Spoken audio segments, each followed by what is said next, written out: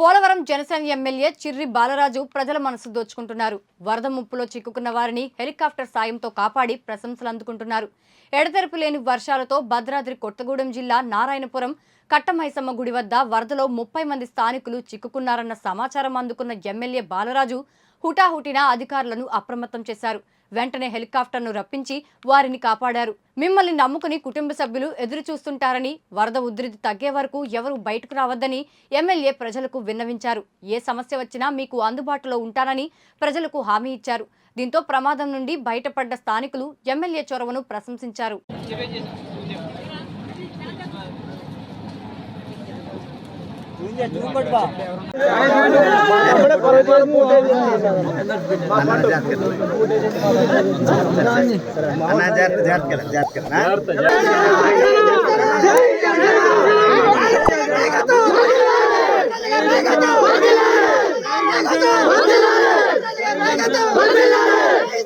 అక్కడ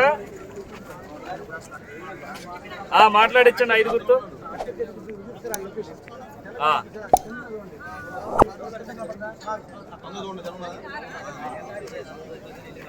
ఇటువంటి సంఘటనలో కారు కొట్టుకుపోయిన సంఘటనలో సుమారు ఒక ఐదుగురిని అక్కడ ఉన్నటువంటి గ్రామస్తులందరూ కూడా కాపాడడం జరిగింది. ఎవరు కూడా భయభ్రాంతులకు గురి కావద్దు. అలాగే ఇక్కడ కట్టమైసమ్మ గుడి దగ్గర ఏదైతే ఈ గ్రామస్తులు ఒక 25 మంది 30 మంది ఇబ్బంది పడే పరిస్థితి వాగులో ఉన్నారు.